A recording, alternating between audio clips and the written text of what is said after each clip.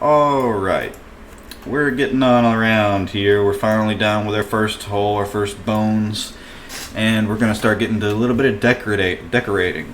So for decorations, everything you're going to find for decorations is going to be here in the Objects tab. They just with this past game, they released and gave us a couple new objects in this new game. Most of it is residing in the Nature tab under the trees. That's where most of our new objects are. There are some new plants as well. I think there's a couple new grasses. But for the most part, everything is the same as it was in the last game. So now, when you start decorating, you're going to want to look around and see what you want to do. What kind of look do you want to go with? Now for this course, I could very easily go with a rocky, like mountainous style. I could add rocks around this whole area down here, add a few rocks up here, and make it look like we're in the mountains, add some trees over here. That's probably what I'm going to do. So your first step to figuring out how you want your course to look is deciding what style you want of decorations. Now I'm going to go with a rocky style just because I think the rock styles do look really nice in this game. So for that, I'm going to come up here to Nature. I'll come down here to Stones, and you've got your 5 pages of stones here. The best stones to work with out of all these are these 3 right here, these 3 stones. They're different colors. You usually just want to stay with one color, but these are the nicest looking stones. So in terms of making your objects bigger and stuff, you'll get all your controls over here. If you're on console, it's going to look different than mine, but this is the generalness of your controls. Now they, to put it simply, they messed up with the controls. They removed some very, very useful things from the last game where you could make objects big very quick and rotate objects very quick. You used to be able to do control page up, page down to make your object big. You used to be able to do control arrow keys to rotate your object. You can't do that anymore, which kind of sucks. Makes things a lot slower, but we can still get through with it. So I'm gonna have to do scroll wheel, so please don't mind the scroll wheel sounds in the background. You just have to spin it a lot of times to get these objects kind of big. So now that I've kind of got the size of an object I want, I'm going to lower it into the ground using shift. And I think I'm just going to add a few rocks over here on this little area. Nothing super special.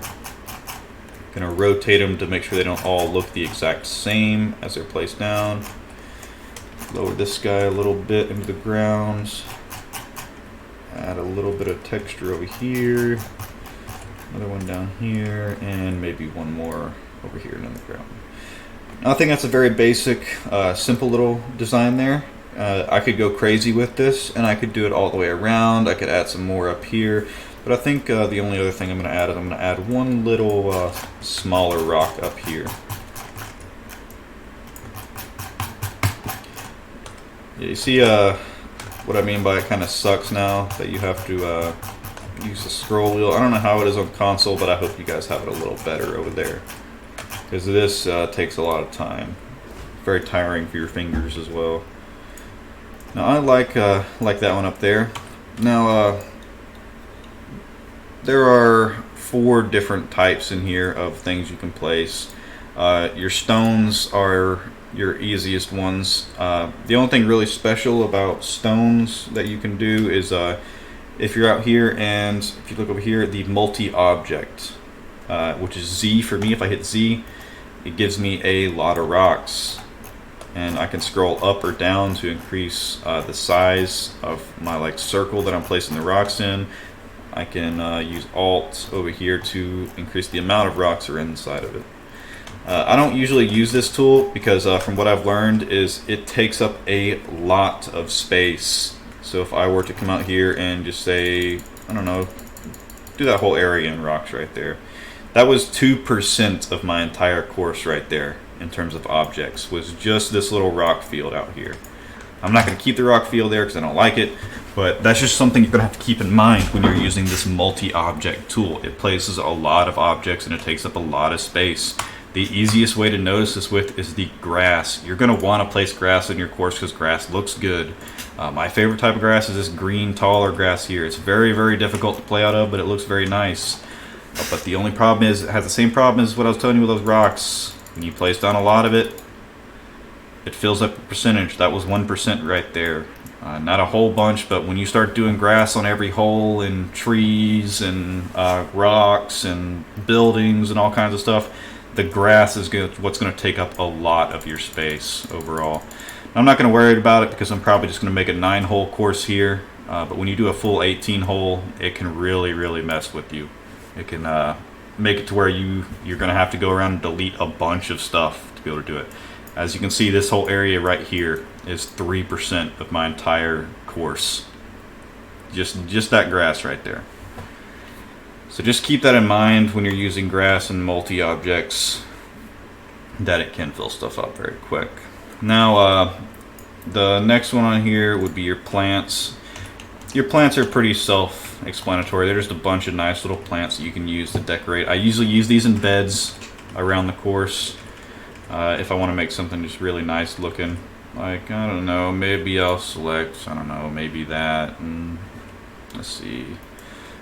Right here is fine. I'll put that there. I'll come over here. I'll select maybe this one. I'll do like a little circle around it or something like that. And I'll come back over here and maybe I'll select something a little bit more colorful. Make that guy a little bigger so you can see it from far away. And maybe just do like a little half circle or something. It's just little stuff like that that you can do all around your course that just adds a little touch to it. Now I'm going to add some trees on this hole as well. I'm going to come over here to some of these ashes. Ashes are usually the basic looking tree on your course that is very easy to use. I'm going to add one here. I'm trying to block these players from being able to go to the tee, so I'm probably going to add one back here as well. Switch up trees. Try not to use the same tree too many times because eventually it'll become easy to tell that you're just copy pasting the same tree over and over and over. Add one there, and I'm gonna add another one just right there. Ooh, I kind of like that overhang. I don't want that much of it, but that overhang is nice onto the fairway. Yeah, that should work good. Now, I'm gonna play test our hole just to see if there's any way players can take it at the green here, and it doesn't seem like it. There's probably some fancy stuff you can do like that. But even that's going to be almost impossible. I'd say it, then I'd do it. That's crazy. Yeah, that's not something that people are going to be able to do, or many people are going to go for, so I shouldn't have to worry about that. It seems very, very far out of the way for people's eyes. If I really did want to close down on that more, I could add some more trees up like right here on the edge of this, but I kind of like the openness of it, and I'm just going to leave it like that. So for the most part, I think that's all of our object placing for decorative things around here on the course. There are a lot more tabs here, which I'll get into later. There's fences, there's buildings that you can get into, there's signs that no one uses, there's bridges that are you're going to end up using at some point. There's equipment like golf carts that you can place on your course to make things a little bit more interesting. There's range vehicles and range stuff, and there are also like planes and stuff that you can place. Let's see, I think in terms of all of this here, the thing that you're going to be using the most is probably going to be walls and fences and bridges.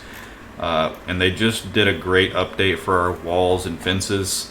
Now you can select a fence, select spline, which is something that wasn't there in the old games, and you can just draw yourself a fence now, and it'll conform with the slope of the ground itself, which is awesome. Something that we never had in the old games. We had to individually place each fence post, and it curves with it too, so it makes it look very nice. So I think I'm gonna leave this up here just because I love fences in this game. How they are now, they're so great.